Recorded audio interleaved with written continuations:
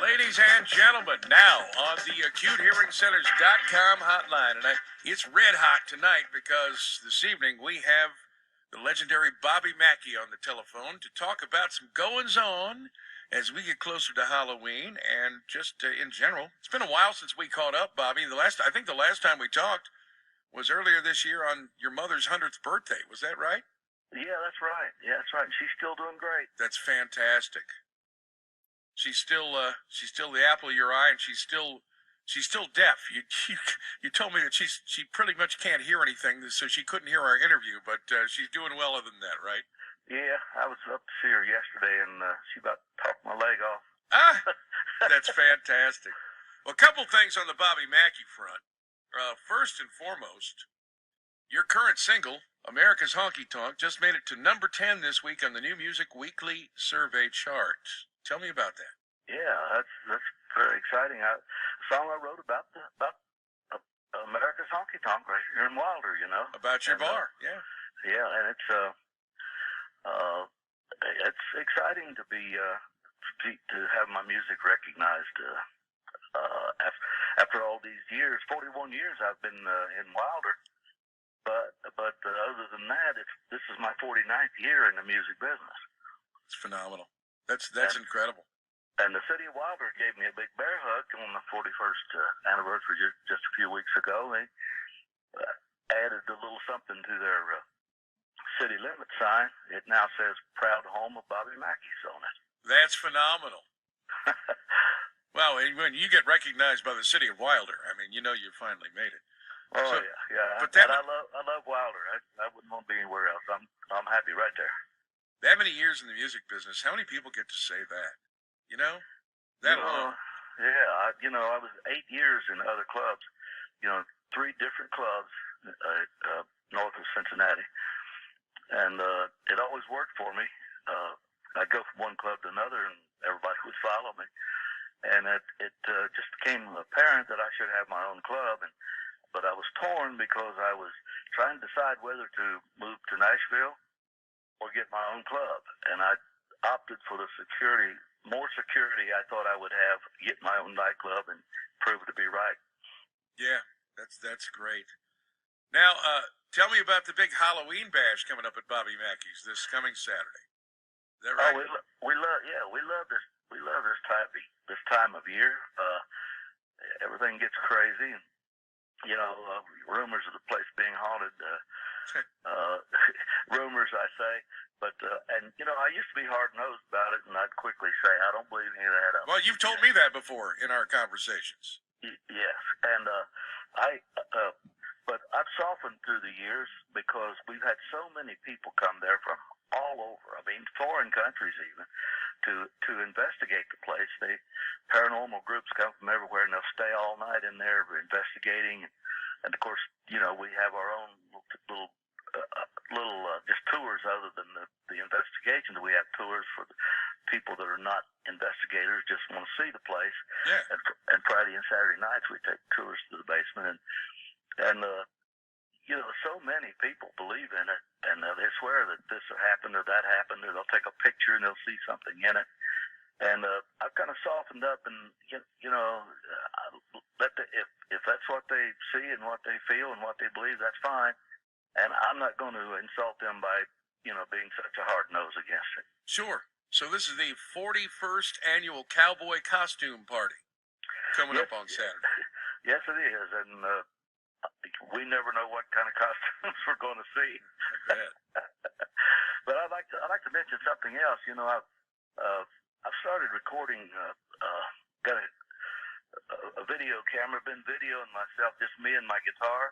Yeah. And in Studio 7, I got this little Studio 7, and I decided I wanted to do some things back to the basics, like the country music I grew up on, the country music that shaped my life the way it is, and Hank Williams, who was my very first hero. I've been putting some songs down on Studio 7, and we've been releasing one a week on Facebook and YouTube, and just me and the guitar, just having a good time, and it's a lot of fun. We've released 3 now, and we got probably 20 in the can, but it's a lot of fun. Oh Oh, it sounds good. Yeah, I'm gonna have to check that out. Say it's on Facebook or it's on YouTube as well. Both, yeah, but Facebook mainly, I guess, was what we lean it toward. But it always ends up on YouTube. Go to Bobby Mackey's Facebook page to check out some of that. Studio 7. And is this all original stuff then, Bobby? No. It's just old country. You know, the very first one I started with, I explained about my connection with Hank Sr. when I was 4 years old, and I would sing "Your Cheating Heart," and of course I sung "Your Cheating Heart." I started all off with that. Did you happen to see the PBS documentary series Country Music? Yes, in fact, It's remarkable. Yes, it is. I saw the first one, then I DVR'd the rest of them, and I'm watching them as I get the opportunity. Yeah, my wife and I thoroughly enjoyed all of those. You know, I lived in Nashville for almost 20 years, so there's some stuff that really, really hits home for me. But just, they said, the very roots, early country music. You know. Yeah, it's great. It's great to hear it all the way back. You know, to Jimmy Rogers. Jimmy Rogers, yeah. A.P. Carter. Yeah, absolutely. Wow. A.P. and the Carter family. But I was familiar. I've been familiar with those stories, but it was good to see it again and bring it back to the forefront. There is a series on the Travel Channel. We're going to be talking to the producer or creator of Destination Fear. Yeah. But I know that you've gotten to be good friends with this young man. Yes, Dakota is a great guy. He stopped by to see us one time on his way through. What's his last name, Bobby? Loudon. Loudon, yeah, Dakota Loudon. And he's. Go ahead. And I knew he had a lot of ambition. He stopped in to see us just a few years ago, and he just videoed the place a little bit. He was fascinated with what he had heard and what he'd read about it, and he stopped by and we became friends, and I knew he was destined to get something going, and I'm very proud of him for getting his the show of his own that Destination Fear is coming on the Travel Channel. Yep, absolutely. So, Bobby Mackey. So, just before we get going here, Bobby, didn't that location used to be like an animal slaughterhouse or something? Is that what I heard? Yes, it was a slaughterhouse back, in the late 1800s, mm-hmm. and they had a well there where they drained the blood from the slaughterhouse. They had a tunnel the well went down, and then it shot toward the Licking River under the railroad track, and they drained the blood there in the Licking River. And then in later years when that was gone, and they put a bar there to start with, but then they built for a casino. They added some parts on, and they built a casino right over top of that well. And for years that well was laying there, and nobody knew it was under the floor. And of course, a lot of that has to do with the haunting rumblings. Well, sure. I mean, all that energy of lives lost, whether they were animal lives or otherwise, and all that blood. Yeah, got to leave a mark somewhere at some point. Yeah. So America's honky. Oh, I wanted to ask you too, Bobby. Talking to Bobby Mackey here in the Nightcap on 700 WLW. Did you ever hear from Garth Brooks? I know you reached out to Garth when he was doing his dive bar tour around the country. Well, we haven't directly, but we've had some distant communications, and we know what's going on. And they have 2 dive bar events left, and we're not completely out of it. I'm not counting on it, but sure, I'd be very surprised. But we'd love to do it. But if not, we've had fun.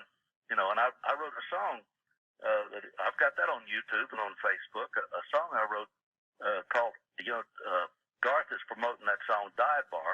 Yeah. And I wrote a song answer to it called Ain't No Dive Bar. Huh? My favorite weekend hangout ain't no dive bar. That's great.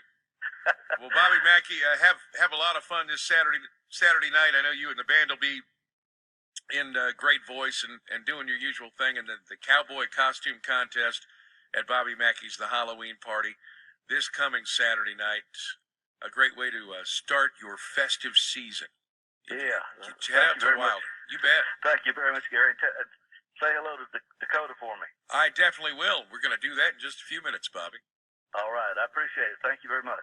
Bobby Mackey, the world famous Bobby Mackey's in Wilder, America's dive bar, America's honky tonk. Ain't no dive bar. It's America's honky tonk now, y'all. Dakota Loudon, and I believe his sister Chelsea, and Tanner Wiseman from Destination Fear, the Travel Channel, just around the bend after news, which is now on 700 WLW.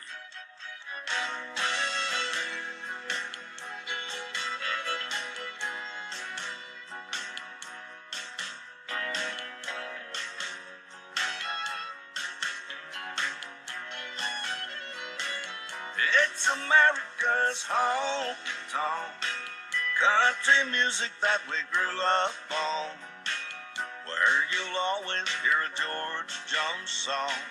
He even sang here in his day. It's America's honky-tonk, where the good times go on and on. Dance to your favorite song or sing along. Place where some things never change. It's Cincinnati. Cincinnati, a town famous for its three-ways and four-ways. This is the weirdest four-way I think I may have ever done in my life. Via conference call. We have Dakota Loudon, Chelsea Loudon, and Tanner Wiseman from Destination Fear on the Travel Channel. Welcome, folks. How are you doing? Great. Thanks for having us. Oh, thanks for being had. I love this. I just got off the phone with our friend Bobby Mackey, and I know you've been to. I know you've been to Bobby's. He is the man. America's honky tonk, baby. And he's a living legend. And thank God he's around, man. Because you think about all of the stories that guy has that might be scary and have nothing to do with paranormal. I know. Now, Dakota Loudon, Chelsea Loudon, Tanner Wiseman. Dakota, first off, you're the creator of Destination Fear, is that correct? Yes, sir. I am. It's all based off of a documentary film we did 4 years ago called Trail to Terror. And this series, Destination Fear, is exactly what we did 4 years ago on a much bigger scale. So tell me, if you will, and I'm sure you will, tell me what was your inspiration for this? Yeah, so myself, Chelsea, and Tanner, and our other buddy Alex, we grew up absolutely loving the paranormal and just were really into it at a very young age. And one of our biggest hobbies in high school and middle school was urban exploring and going to our local hot spots for haunts in Minnesota. And kind of what happened is after a few years of doing that, we ran out of places to go. And we started going to Iowa, then Wisconsin, and even then we kind of were running out of places. So I sat down one day, did a ton of research. I made a list of about like 60 places in the country that I would want to go to spend the night. And it kind of, that's where everything sparked, was we had this idea of taking a road trip and hitting like 5 places in one trip. And that's what we did for the documentary. The kick was that I was the only one who knew where we were going. I picked all 5. Chelsea, Tanner, they had no idea where we were going until they got there. And, but yeah, it all kind of started from a place of just passion for urban exploring and the unknown. So tell me, Chelsea, are you the younger sister or the older sister of Dakota? I am the older sister of Dakota. Okay, so how did you get... This is unusual, How did I get drawn into it? Yeah. Yeah, well, kind of like Dakota said, you know, we all grew up kind of doing this together and exploring haunted locations, and I feel like every time we do something, Dakota would always make it even challenging the next time, and I feel like, you know, I actually like the idea of a challenge, as crazy as that is, and as intense as this show was. You know, I'm all about the challenges, and, you know, Dakota's one to really push me as my brother, but, you know, I really wouldn't have done this road trip if it wasn't my brother and best friends. and these are very vulnerable. You get very vulnerable on a trip like this. So, if I were to do it, it would only be with my brother for sure.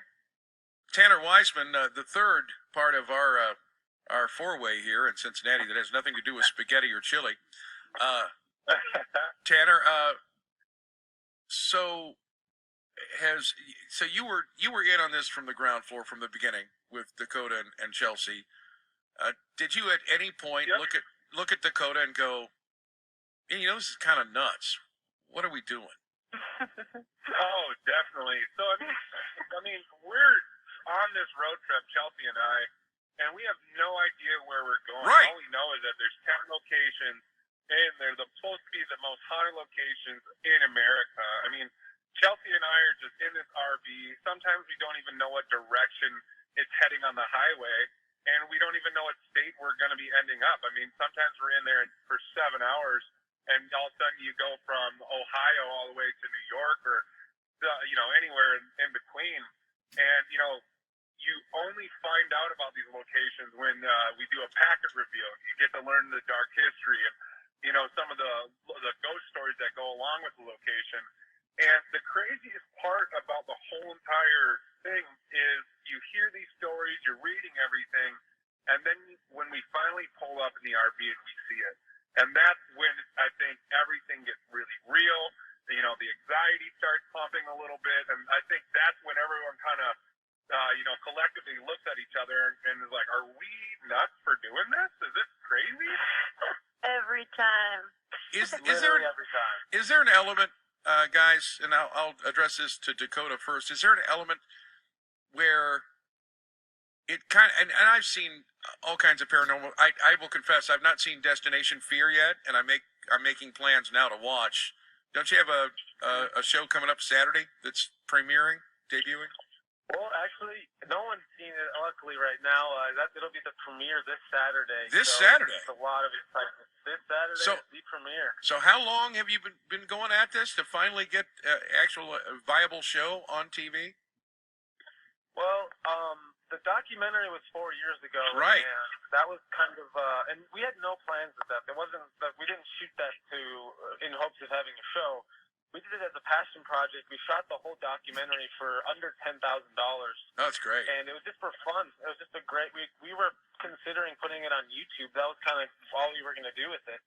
And things kind of slowed down after we made the doc. I didn't release the documentary at all. I wanted to sell it. I wanted to figure out some things to do with it. I was pitching it to networks. Eventually, once I saw how cool it was, I'm like, wow, this really could be something. And it wasn't, though, until about 7 to 8 months ago where we really realized we were doing it. And I've only been editing the show for a little over 6 months now. Wow. And it kind of all happened very, very fast. Yeah. Is there an element of it? This is what I was going to get to. I've seen some of the other like shows since I've never seen it. Destination Fear, obviously. There are like shows that seem kind of cheesy to me at first blush. I've got to admit. I guess you have to have a passion and a real interest in the paranormal and ghost stuff. But, there are some elements of some of these shows that are like really bad Blair Witch projects. You know what I'm saying? Yeah. Oh, yeah. I know what you're saying. So how do you safeguard against the show coming off that way? Well, I would say I consider myself more of a filmmaker than anything. I love filmmaking, and that's all I've been doing my whole life. Sure. And that was one of my cautions. I didn't want people to think of this as maybe some of the other shows that they've seen before that maybe they didn't like. And one of the ways I really thought, well, I guess we did two things that were very different. Okay. There's no voiceovers, ever. No VO, none of that. This is, everything you see is as it's happening in the moment. And another thing that we did is we didn't do interviews after the fact. There are some shows out there that will shoot these interviews months later, and they'll kind of be intercutting with their night with the interviews. And it works for some shows, but I always just felt that took you out of the moment. And so we don't take you out of the moment. Once we walk in that building, we are there the entire time.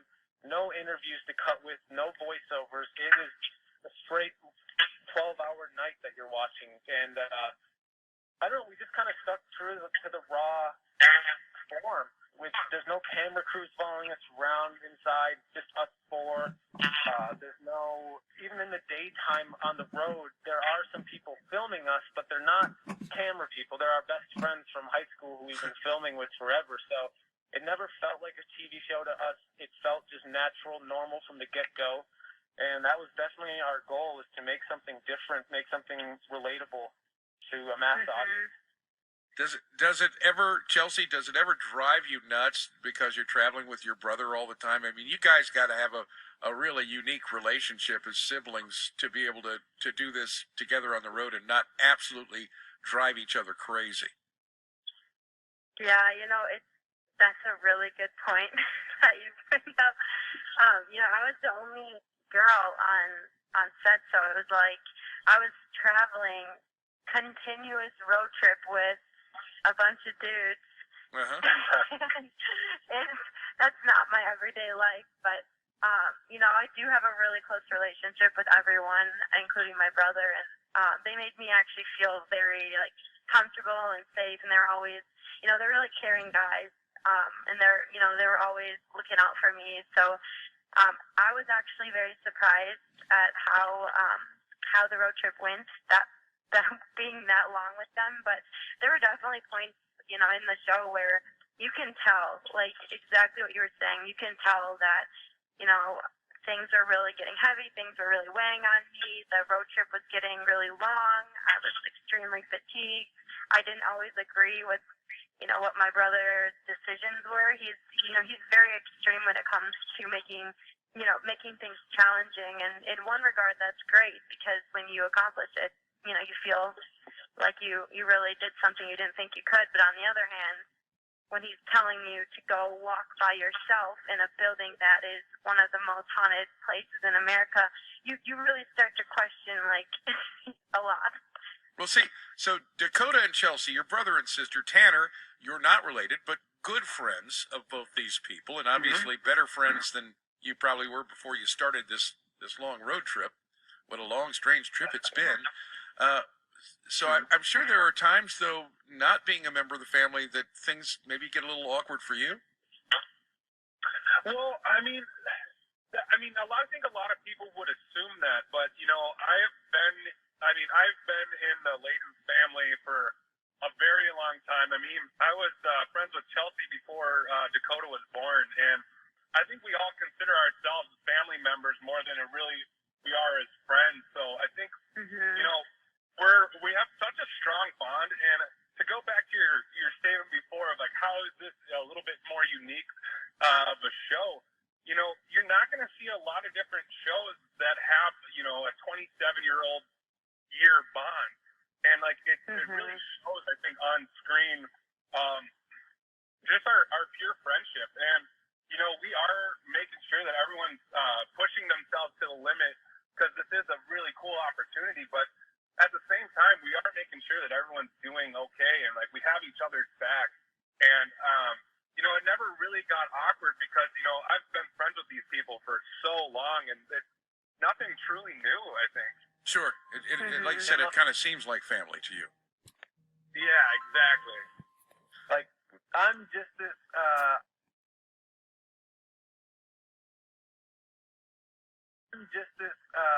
I will, Tanner's so much so family that no one's gonna hold him back. If we have something on our minds, it comes out. No one's afraid to say what they want to say to each other, and it's definitely a good characteristic for a road trip like this.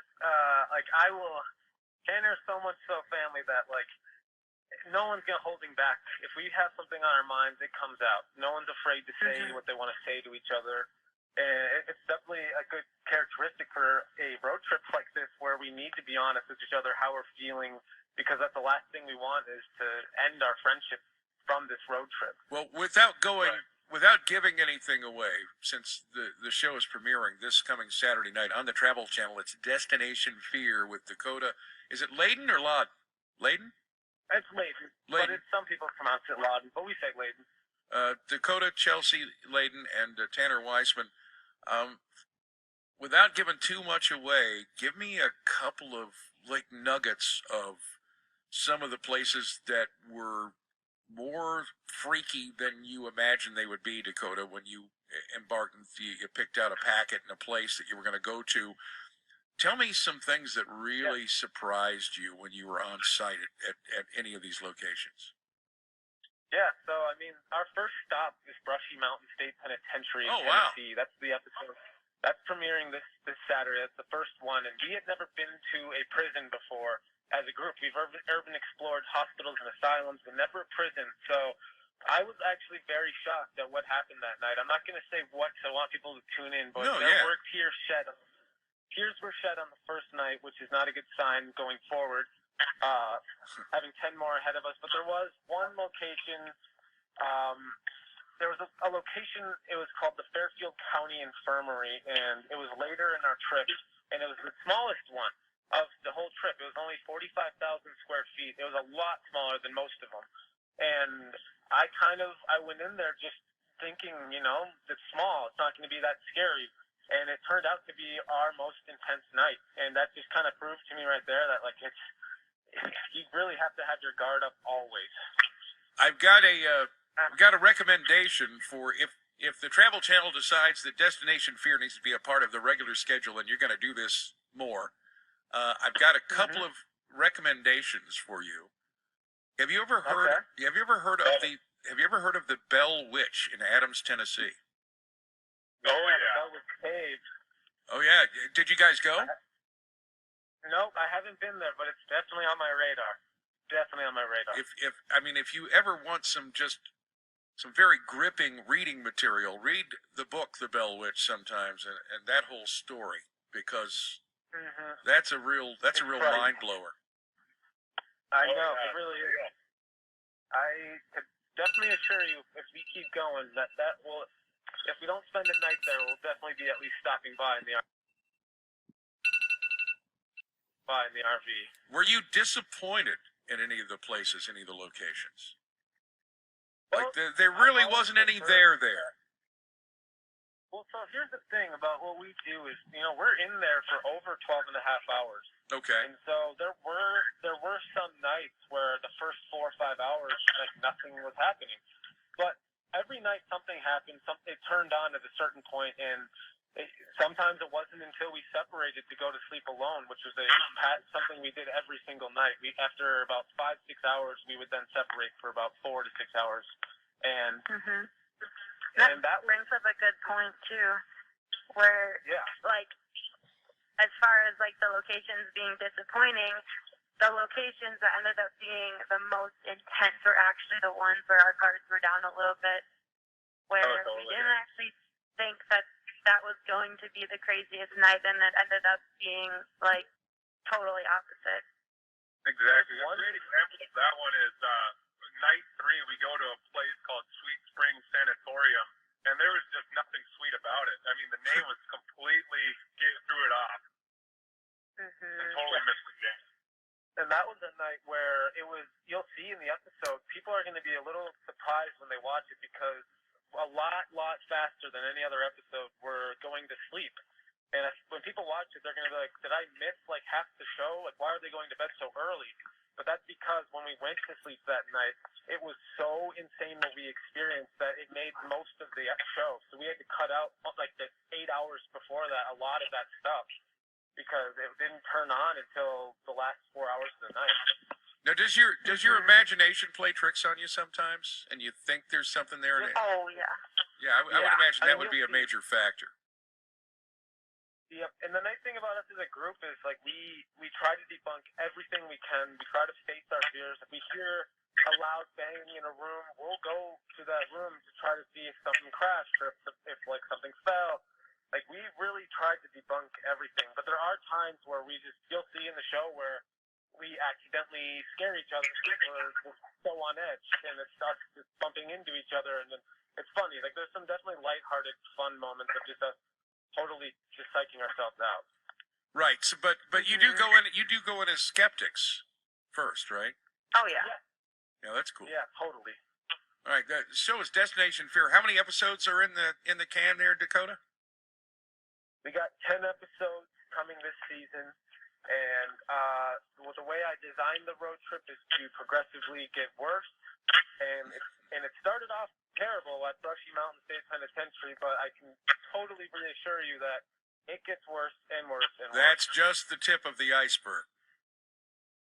Yeah. Oh, yeah. Exactly. All right. Well, guys, thank you very much. Dakota and Chelsea Layden and Tanner Wiseman, Destination Fear on the Travel Channel, debuting this Saturday night. Correct? The 26th of October. You got it. All right. Yep, it'll be debuting this Saturday night at 9 p.m. Central, and it will be continuing every Saturday night at 9 p.m. Central. Well, because I had a chance to talk to you, I'm not usually into these kind of shows, but I'm definitely going to set the DVR so I can see who I'm talking to and find out a little bit more about Brushy Mountain State Prison in Tennessee. Yeah. No way. That's awesome. Thank you, Jerry. All right, guys, thank you very much. Have a wonderful evening and happy Halloween. Bruh. You too.